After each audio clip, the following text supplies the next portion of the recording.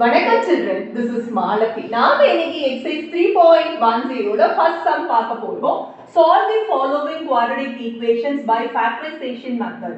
காரணிப்படுத்தல் முறையை பயன்படுத்தி பின்வரும் இருபடி சமன்பாடுகளை தீர்க்க. அதான் question. அதுல first question 4x square minus 7x minus 2 is equal to 0 அப்படின்னு கொடுத்திருக்காங்க.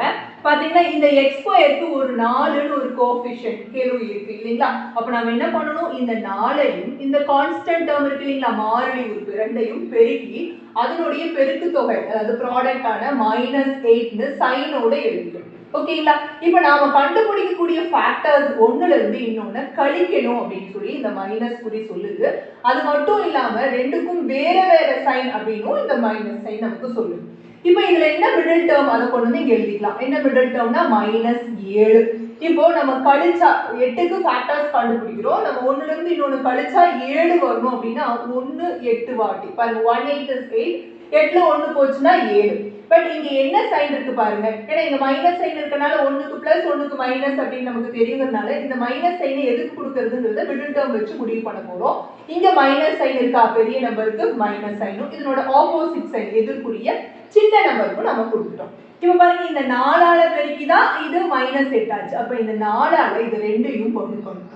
இதையும் வகுக்கணும் இதையும் வகுக்கணும். சரிங்களா? இங்க ஏதாவது சுருக்கக்கூடிய வாய்ப்பு சிம்பிளிஃபை பண்ணக்கூடிய சான்ஸ் இருந்தா சிம்பிளிஃபை பண்ணனும். இல்லனா தேவையில்லை. இங்க பாருங்க 4 ஒரு வாட்டியும் 4 2 வாட்டியும் இந்த இடத்துல சிம்பிளிஃபை பண்ண முடிஞ்சது. சுருக்க முடிஞ்சது சுருக்கிட்டோம். இப்போ இங்க கொண்டு வந்து எழுத போறோம். எப்படி அப்படினா இத எழுதும்போதே பாருங்க 4 கூட கீழ இருக்கிறது கூட x சேர்த்து எழுதணும். மேல இருக்கிறத அப்படியே எழுதணும். +1 into இதுக்கு கீழ இருக்கிறது கூட 1x மேல மைனஸ் இருக்கு 2 இருக்கு equal to 0. இப்போ இது ரெண்டையும் மல்டிப்ளை பண்ணா 0 பெருக்குனா 0 அப்படினா ஒவ்வொன்றும் 0 க்கு சமம் அப்படின்னு எடுத்துக்குவோம். அப்ப 4x + 1 சமம் 0. அதே போல x - 2 சமம் 0. ஏன்னா 1x is x அதனால இந்த 1 போடலாம் போடாம விட்டுறலாம். இப்போ இந்த இடத்துல 4x is equal to -1 and x is இதுக்கு ரெண்டுக்கு இடையில பெருக்கல் குறி அப்படின்றதனால கீழ டினாமினேட்டரா கொண்டு வருவோம். அதாவது பகுதியாக கொண்டு வந்து இது பின்னம் ஆயிடும். அதே மாதிரி இந்த சைடுல பாருங்க x = 0 + 2 அப்படினு கொண்டு வருவோம். அப்ப x ஓட மதிப்பு 2 அப்படினு கிடைச்சிருச்சு. இதுதான் நம்மளோட இந்த குவாட்ரடிக் ஈக்குவேஷனோட வேல்யூஸ். அப்ப x ஓடது -1/4 இன்னொன்னு x ஓட வேல்யூ 2 னு கிடைச்சிருக்கு. Second question 3 * p² - 6 p * p + 5 அப்படினு கொடுத்திருக்காங்க. ஆனா ஃபர்ஸ்ட் क्वेश्चनல எப்படி இருந்தது அப்படினா பாருங்க ஃபர்ஸ்ட் x² டேர்ம் அதுக்கு அப்புறம் x டேர்மும் அப்புறம் கான்ஸ்டன்ட் டேர்மா திட்ட வடிவில இருந்தது. அது கரெக்ட்டான ஃபார்மேஷன்லயே இருந்தது. அதாவது முதல்ல x² ஓட டேர்மும் அப்புறம் x டேர்மும் அப்புறம் கான்ஸ்டன்ட் டேர்மும். இங்க பாத்தீங்க அப்படினா இந்த மாறி எது வேரியபிள் எது அப்படினா p. அப்ப p² அதுக்கு அப்புறம் p அதுக்கு அப்புறம் கான்ஸ்டன்ட் டேர்ம் அப்படி இருந்திருக்கும் இல்லீங்களா? அப்படி இல்ல. அப்ப நாம அந்த மாதிரி ரீஅரேஞ்ச் பண்ணி எழுதிக்கணும். பாருங்க இந்த 3 கூட உள்ள பெருக்க போறோம். சோ 3p² -18 னு இங்கேயும் ரைட் சைடுல பாருங்க இது ரெண்டையும் பெருக்கும்போது p² plus 5p அப்படினும் கிடைக்கும். எல்லாத்தையும் இடது பக்கம் கொண்டு வர போறோம். p² இந்த இத இங்க கொண்டு வரும்போது -p², அப்புறம் இந்த 5p இங்க வரும்போது -5p, அப்புறம் இங்க இருக்கிற -18 சமம் 0 னு எழுதிட்டோம். இப்போ இத அரேஞ்ச் பண்றோம். 3p²ல ஒரு p² போச்சு அப்படினா 2p² -5p -18 = 0 அப்படினு நமக்கு ஒரு கரெக்ட்டான குவாட்ரடிக் ஃபார்மேஷன் வந்துருச்சு. இல்லைங்களா? ஃபர்ஸ்ட் p² டேர்மும் அப்புறம் p டேர்மும் அப்புறம் கான்ஸ்டன்ட் டேர்மும் வந்ததுக்கு அப்புறம் பாருங்க இது ரெண்டையும் பெருக்க போறோம். ரெண்டையும் 18 -18 பெருக்கும்போது -36 னு கிடைக்குது. நமக்கு இந்த மைனஸ் குறி என்ன சொல்லுது அப்படினா இந்த ஃபேக்டர்ஸ் வந்து ஒண்ணுல இருந்து ஒண்ண கழிக்கணும். அதுக்கு அப்புறம் வேற வேற குறியில ரெண்டும் வரும் அப்படினு வரும். இல்லீங்களா? அப்போ 9 4s are 36. நம்ம 9ல 4 கழிச்சா 5 வந்துரும். இங்க -5 இருக்கனால பெரிய நம்பருக்கு மைனஸ் சின்ன நம்பருக்கு பிளஸ் வந்துருச்சு. இங்க 18 தான் இருக்கான இங்க 36 இருக்கனால இந்த ரெண்டால இதையும் வகுக்கணும் இதையும் வகுத்து போடணும். இத மட்டும் தான் சிம்பிளிஃபை பண்ண முடியும். 1 ஒரு வாட்டி 2 வாட்டி இங்க. பட் இத பண்ண முடியாது அப்படியே வெச்சுக்கிறோம். இப்போ இது கூட இப்ப பாருங்க கீழ இருக்கிறது கூட இங்க மாறி என்ன அப்படினா p. அதனால கீழ p சேர்த்து எழுதணும். மேல இருக்கிறத அப்படியே எழுதிக்கணும். அதே மாதிரி இங்க p + 2 = 0 அப்படினு. அப்ப 2p - 9 = 0 னு ஒவ்வொண்ணுக்கும் தனித்தனியா எடுத்துக்க போறோம். p + 2 = 0. இங்க 2p is +9 அப்புறம் p is 9/2 அப்படினு நமக்கு இந்த p ஓட வேல்யூ கிடைக்குது. அதே மாதிரி இங்க p is equal to -2 அப்படின்னு கிடைக்குது. therefore இந்த ரெண்டு வேல்யூஸும் என்ன அப்படின்னா p ஓட வேல்யூ ஒன்னு வந்து +9/2 இன்னொன்னு வந்து -2 அப்படின்னு கிடைக்குது. third question நமக்கு வந்து இந்த x square term first இருக்கணும், அப்புறம் x term இருந்திருக்கணும், அதுக்கு அப்புறம் மாறிலி ஒரு கான்ஸ்டன்ட் term இருந்திருக்கணும். அந்த மாதிரி இந்த அமைப்புல இல்ல. இதுல என்ன வேரியபிள் அப்படினு மட்டும் நமக்கு தெரியுது. மாறி வந்து a இல்லீங்களா? அப்போ a ஸ்கொயர் அப்புறம் a அப்புறம் கான்ஸ்டன்ட் டேர்முக்கு அரேஞ்ச் பண்ணனும். அப்படி பாக்கும்போது ரெண்டு பக்கமும் வர்க்கமூல குறியீடு ஸ்கொயர் ரூட் ஃபார்ம் இருக்கு. அதனால அது ரெண்டு பக்கமும் இருக்கிறது போகணும் அப்படினா நம்ம என்ன பண்ணனும் அப்படினா ரெண்டு சைடையும் squaring on both the sides இருபுறமும் வர்க்கப்படுத்துதல் பாருங்க. squaring on both the sides அப்படினு இங்கிலீஷ்லயும்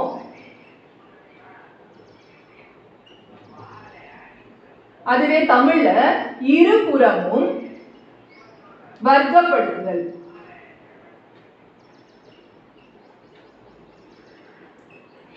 அப்படி செய்ய போறோம். அப்படினா என்ன அர்த்தம்? root of a into a minus 7 இந்த பக்கம் 3 into root 2 இதையும் whole square போட போறோம். இதையும் whole square போட போறோம். அப்படி ரெண்டு பக்கமும் போடும்போது அதனுடைய வேல்யூ வந்து சமப்படுத்தும். அதனால இதனால எந்த டிஃபரன்ஸ் சேஞ்சஸும் வராது. அதனால நம்ம பண்ணிட்டோம். பாருங்க இந்த ஸ்கொயருக்கு இந்த ரூட்டுக்கும் போயிடுச்சு. அப்போ உள்ள இருக்கிறது a into a square minus 7a அப்படின்னு பெருக்கிக்கிறோம். இங்க என்ன ஆகும் அப்படினா பாருங்க 3√2 இந்த 3√2ஆல பெருக்குறோம் அப்படினு அர்த்தம். பாருங்க 3 பெருக்குனீங்கன்னா 9 √2 into √2 வெறும் 2. சோ நமக்கு இங்க 18 ன்னு கிடைக்கும் இந்த சைடு. எல்லாத்தையும் லெஃப்ட் சைடு கொண்டு வர போறோம். அப்போ a square minus 7a minus 18 is equal to 0 அப்படிங்கிற குவாட்ரடிக் ஃபார்ம் வந்துருச்சு. நமக்கு a square அடுத்தது a அப்புறம் கான்ஸ்டன்ட் டேர்ம். நாம இந்த -18 எடுத்துக்கணும். நமக்கு என்ன சொல்லுதுன்னா ஒரு காரணில இன்னொரு காரணி கழிச்சா இந்த நடுவுறுப்பு வரணும். சோ ஃபேக்டர்ஸ் கண்டுபிடிச்சு 1ல இருந்து 1 கழிச்சா இந்த மிடில் டேர்ம் வரும் அப்படின்னு. நமக்கு என்ன பாருங்க 7 வரணும் அப்படினா 9 2 வாட்டி 18 பெருக்கினா கழிச்சா 7 வருது. இங்க மைனஸ் சைன் இருக்கனால பெரிய நம்பருக்கு மைனஸ் சைன், சின்ன நம்பருக்கு பிளஸ் சைன் அப்படி போட்டோம். ஏன்னா இங்க பாருங்க மைனஸ் குறி. இந்த மைனஸ் குறி ரெண்டு விஷயம் சொல்லுது. ஒண்ணுல இருந்து இன்னொன்னு கழின்னு சொல்லுது, இன்னொன்னு ரெண்டுக்கும் வேறு வேறு குறி அப்படிங்கறதையும் சொல்லுது. அதனால தான் நம்ம என்ன குறின்னு பார்த்து போட்டோம். இப்போ நமக்கு இங்க எந்த டேர்மும் கிடையாது. அதனால டிவைட் பண்ண வேண்டிய அவசியம் இல்லை. இது ரெண்டையும் வகுக்க வேண்டிய அவசியம் இல்லை. ஏன்னா இங்க இருக்கிறது ஒன்று தான். அதனால அதை செய்ய வேண்டாம். அப்படியே ஸ்ட்ரெயிட்டா எடுத்து எழுதிக்கலாம். எப்படி எடுத்து எழுதலாம்னா பாருங்க a இந்த -9 அதுக்கப்புறம் a இந்த +2 சமம் 0 அப்படின்னு எழுதிட்டு a - 9 is equal to 0 and a + 2 சமம் 0 னும் a ஓட மதிப்பு இந்த -9 அந்த பக்கம் போகும்போது +9 ஆகவும் அதே மாதிரி இங்க a ஓட மதிப்பு -2 ஆகவும் வருது. சோ நம்ம இந்த third question ஓட ஆன்சர் பார்த்துட்டோம். fourth question நமக்கு பாத்தீங்கன்னா x² term, x term, constant term இருக்கு. எல்லாமே ஆனா ரூட் கூட இருக்கு. வேற ஒண்ணும் இல்ல, அப்படியே வச்சுட்டு தான் செய்ய போறோம். கொஞ்சம் கேர்ஃபுல்லா செய்ய போறோம். எப்படி அப்படின்னா பாருங்க இது ரெண்டையும் பெருக்கணும். அப்படி பெருக்கும்போது 5 √2 கூட இந்த √2 பெருக்கணும். பாருங்க நமக்கு என்ன வரும்? இந்த 5 அப்படியே இருக்கும். √2 into √2 is simply 2 and it is 10 இல்லைங்களா? 10 ன்னு வருது. இந்த 10 +10 வச்சுக்கிட்டு தான் நம்ம இதுக்கு தான் ஃபேக்டர்ஸ் கண்டுபிடிக்கணும். அப்புறம் ஆட் பண்ணா ஏன்னா பிளஸ் இருக்கா, அப்ப கூட்டினா 7 வரணும். அப்ப 5 2 வாட்டி 10 இருக்குன்னா கூட்டினா 5ஐயும் 2ஐயும் கூட்டினா 7ன்னு கிடைச்சிருச்சு. இது பாருங்க இங்க √2ஆல பெருக்கிதான் இது 10 ஆச்சு. அப்ப √2ஆல 2ஐயும் வகுக்கணும்னு அர்த்தம். இதுல நாம எந்த சுருக்குறதும் செய்ய முடியாது இல்லைங்களா? பட் இங்க பண்ணலாம் பாருங்க. இத 5/√2 அப்படியே வச்சுக்க போறோம். பட் இந்த 2 மேல இருக்குது இல்லைங்களா? அந்த 2 √2 into √2/√2 இதுக்கு பதில் இந்த √2 into √2 கீழ இருக்கிற √2 எழுதிட்டோம். எதனால அப்படின்னா கீழ ஒரு √2 இருக்கு, மேல அந்த 2 √2 into √2 நம்ம மாத்தனோம்னா கீழ இருக்கிற √2க்கு மேல இருக்கிற அந்த √2 ஸ்ட்ரைக் அவுட் பண்ணி சிம்பிளிஃபை பண்ண முடியும், சுருக்க முடியுங்கிறதுக்காக தான் அந்த வேலையை நம்ம செய்யறோம். சரிங்களா? வாங்க இப்போ இந்த √2க்கு √2 போயிடுச்சுங்களா? அப்ப இங்க என்னதான் இருக்கு அப்படின்னா வெறும் √2 மேல தொகுதியில இருக்கு. அதாவது it was there in the numerator. இப்போ இதை திருத்தி எழுத போறோம். கீழ x சேர்த்து எழுதணும், மேல அப்படியே எழுதணும் இல்லைங்களா? இப்போ √2x + 5 அப்படின்னு இந்த ஃபர்ஸ்ட் ஃபேக்டர் வந்து ஓகேங்களா? அடுத்து என்ன இருக்கு? வெறும் √2 நியூமரேட்டர்ல இருக்கு. அப்ப கீழ இருக்கிறது x னும் மேல இருக்கிறது √2 னும் எழுதிட்டு ஈக்குவல் டு 0 அப்படின்னு போட்டோம். ஓகேங்களா? இப்போ இது ஒவ்வொன்றையும் √2x plus 5 சமம் 0. அதே மாதிரி x plus root 2 is equal to 0 னு ரெண்டையும் இப்படி பிரிச்சு எழுதிட்டோம். ஓகேங்களா? இப்போ இங்க root 2x equal to minus 5. அப்ப x equal to minus 5 by root 2 அப்படின்னு இந்த first oneக்கு ஆன்சர் கிடைக்கும். அதுலயே செகண்ட் என்னன்னா x இந்த plus root 2 அந்த பக்கம் எடுக்கும்போது minus root 2. So இன்னொரு வேல்யூ என்னன்னா minus root 2. So x is minus 5 by root 2 and x equal to minus root 2 னு இந்த ரெண்டு ஆன்சர்ஸா கிடைக்கும். அதுலயே fifth question 2x square minus x plus 1 by 8 அப்படினு கொடுத்திருக்காங்க. இந்த பகுதியில 8 இருக்கு. மத்ததெல்லாம் வந்து தொகுதியில இருக்கு. அதாவது the 2x square and minus x is in the numerator, இந்த 8 is in the denominator. இப்போ என்ன படிக்கணும் அப்படினா இது ஒரு நம்பர் தான். அதனால பிரச்சனையே இல்லை. இந்த ஒரு நம்பரால கம்ப்ளீட்டா ரெண்டு சைடும் 8 ஆல பெருக்கிக்கலாம். இதுவே ரெண்டு நம்பர் இருந்துச்சு, ஒருவேளை இங்கேயும் ஒரு பகுதி இங்கேயும் ஒரு பகுதி வேறு வேறா இருந்துச்சு அப்படின்னா நம்ம அதுக்கு ரெண்டுக்கும் மீப்போமா கண்டுபிடிச்சு சால்வ் பண்ற மாதிரி இருக்கும். எல்சிஎம் கண்டுபிடிச்சு அதால கம்ப்ளீட்டா பெருக்கிற மாதிரி இருக்கும். இங்க நமக்கு அந்த ஆன்சர் வந்து சுலபமா பண்ணிடலாம். என்ன பண்ணா போதும், 8 ஆல பெருக்கினா போதும். ஏன்னா ஒரே ஒரு டினாமினேட்டர் தான் இருக்கு. அதனால பாருங்க இந்த ரெண்டு பக்கத்தையும் 8 ஆல பெருக்க போறோம். So 8 into 2x square minus 8 into x plus 8 into 1 by 8 அப்படின்னு ஒவ்வொரு இடத்துல இங்க 8 இங்க 8 ஆல இங்க 8 ஆல பெருக்கி அதே மாதிரி இங்கேயும் 8 ஆல பெருக்கிட்டோம். ஓகேங்களா? பாருங்க இது 16x square ஆயிடும், இங்க minus 8x ஆயிடும். பாருங்க இந்த 8க்கும் 8க்கும் போய் plus 1 8 கூட 0 எதை கூட 0 மல்டிப்ளை பண்ணாலும் அது 0வா மாறிடும். எழுதிட்டோம். இப்போ பாருங்க இது ரெண்டையும் பெருக்குவோங்களா? என்ன 116 16 அதாவது plus 16 அப்படின்னா ரெண்டும் ஒரே குறி, ரெண்டு ஃபேக்டர்ஸும் ஒரே குறி, ரெண்டையும் ஆட் பண்ணா 8 வரணும். அப்போ 4 4s are 16. ஆட் பண்ணா என்ன 8 வரணும் அப்படின்னா -8 வரணும். அப்போ ரெண்டுக்கும் மைனஸ் குறி எழுதணும். நாம பாருங்க by 16 இங்க இருக்கா? அப்போ 16 ஆல இதையும் வகுக்கணும் இதையும் வகுக்கணும். வகுக்கும்போது 4 ஒரு வாட்டி இங்க 4 வாட்டி இங்கேயும் 4 ஒரு வாட்டி 4 4 16 இல்லைங்களா? அப்போ 4 4 வாட்டி அப்படின்னு ரெண்டையும் சிம்பிளிஃபை பண்ணிட்டோம். இதை எழுதும்போது என்ன எழுதுவோம்? கீழே x சேர்த்து எழுதுவோம், மேலே இருக்கிறதா அப்படியே எழுதுவோம். அதே மாதிரி இங்க கீழே 4x அப்புறம் -1 மேலே எழுதுவோம். ஒவ்வொன்றையும் 4x minus 1 equal to 0, அதே மாதிரி 4x minus 1 equal to 0. அப்போ 4x is 1 அப்படின்னும் இங்கேயும் அதே போல 4x is plus 1 எழுதுவோம். So x is 1 by 4 and the same x equal to 1 by 4 அப்படின்னு ரெண்டு வேல்யூவும் 1 by 4 நமக்கு கிடைச்சிச்சு. இவ்வளவுதாங்க. Question: the number of volleyball games that must be scheduled in a league with n teams is given by g of n is equal to n square minus n by 2, where each team plays with every other team exactly once. A league schedules 15 games. How many teams are there in the league? அதாவது n அணிகள் பங்கு பெறும் ஒரு கையுந்து விளையாட்டு போட்டியில் ஒவ்வொரு அணியும் மற்ற அனைத்து அணிகளோடும் விளையாட வேண்டும்.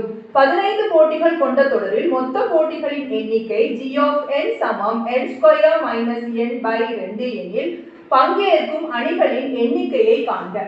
இங்க அவங்க கொடுக்கும் போதே சொல்லியிருக்காங்க n டீம்ஸ் விளையாடுது அப்படின்னு சொல்லியிருக்காங்க. மொத்த விளையாட்டுகள் எண்ணிக்கை 15, அதை இப்படி ஷெட்யூல் பண்ணியிருக்கோம் அப்படின்னு சொல்லி கொடுத்துருக்காங்க. அப்ப நம்ம புரிஞ்சுக்க வேண்டியது என்ன அப்படின்னா இந்த g of n மொத்த விளையாட்டுகள் எண்ணிக்கை 15, இதுல n அப்படிங்கிறது எத்தனை டீம் விளையாடுறாங்க அப்படிங்கிறது அதை தான் நம்ம கணக்கிட சொல்லியிருக்காங்க. பாருங்க how many teams are there in the league அப்படின்னு இருக்காங்க. அப்ப நம்ம n கண்டுபிடிச்சா போதும். இன்னொரு விஷயம் என்ன அப்படின்னா நமக்கு இதுல 15 பாருங்க லீக் ஷெட்யூல்ஸ் 15 கேம்ஸ். அப்ப இந்த மொத்தமும் எவ்வளோ அப்படின்னா g of n ஓட மதிப்பு 15 கேம் விளையாடுறாங்க அப்படிங்கும் போது இந்த g of n ஓட மதிப்பு 15 அப்படிங்கிறது நமக்கு புரிஞ்சு போயிடுது. அப்ப இந்த g of n க்கு பதிலா இங்க 15 ன்னு போட்டு இந்த n மதிப்பு கண்டுபிடிச்சா நம்ம வேலை முடிஞ்சிருச்சு. சோ அதுதான் செய்ய போறோம். பாத்தீங்களா? இப்படி எழுதிட்டோம். g of n க்கு பதில் 15 ன்னு பிரதியிட்டோம். இப்போ இந்த 2 அந்த பக்கம் கொண்டு வருவோம். சோ 30 ன்னு ஆயிடும் இல்லைங்களா? 15 2 வாட்டி 30. இது நம்ம அரேஞ்ச் பண்ண போறோம். ஃபர்ஸ்ட் n ஸ்கொயர் அப்புறம் n இந்த 30 இங்க கொண்டு வந்து -30 சமம் 0 ன்னு மாத்திக்க போறோம். So n square minus n இந்த 30 இங்க தூக்கிட்டு வந்தா -30 இங்க இருக்கிற 0வையும் சமக்குறியும் திருப்பி இங்க போடுறோம். அவ்வளவுதான். ஓகேங்களா? இப்போ இந்த 30க்கு காரணிகள் கண்டுபிடிக்கணும். -30 நமக்கு கழிச்சா 1 வரணுமா? அப்போ 5 6 are 30 கழிச்சா 1 வரும்ல? அப்பதான் அடுத்தடுத்த நம்பரா இருந்தா தானே கழிச்சா 1 வரும். என்ன 1 வரணும்? -1 வரணும். அப்படிங்கும்போது பெரிய நம்பருக்கு மைனஸ், சின்ன நம்பருக்கு பிளஸ். இங்க எந்த நம்பரும் இல்லை, அதனால டிவைட் பண்ண வேண்டிய அவசியம் இல்லை. அப்போ n plus 5 into n minus 6 equal to 0 ன்னு வருது. அப்ப n plus 5 சமம் 0. அதே மாதிரி n minus 6 equal to 0. இப்ப n ஓட வேல்யூ இந்த இடத்துல minus 5 னும் இங்க n ஓட வேல்யூ plus 6 னு வருது. n அப்படிங்கிறது எண்ணிக்கை நம்பர் ஆஃப் டர்ம்ஸ் இல்லைங்களா, எத்தனை அணிகள் அப்படிங்கிறாங்க. இப்போ எத்தனை அணிகள்னா மைனஸ் 5 அணிகள்னு சொல்ல முடியுமா, அணிகளே இல்லைன்னு சொல்லலாம், அல்லது 2 அணி இருந்துச்சு 3 அணி இருந்துச்சுன்னு தான் சொல்ல முடியும். மைனஸ் 5 அணிகள்னு சொல்ல முடியாது. அதனால இந்த எண்ணோட இந்த வேல்யூ ஏற்கத்தக்கது அல்ல. அப்போ therefore என்ன தெரியுது, therefore n சமம் 6. அப்போ பாருங்க, how many teams are there in the league? There are 6 teams in the league அப்படின்னு சொல்லிட்டு நம்ம இங்கிலீஷ்லயும், அதுவே தமிழ் அணிகளின் எண்ணிக்கை எவ்வளவு அப்படின்னு கண்டுபிடிச்சோம், 6ன்னு கண்டுபிடிச்சிருக்கோம். ஸோ அதுதான் இந்த செகண்ட் क्वेश्चनோட ஆன்சர்.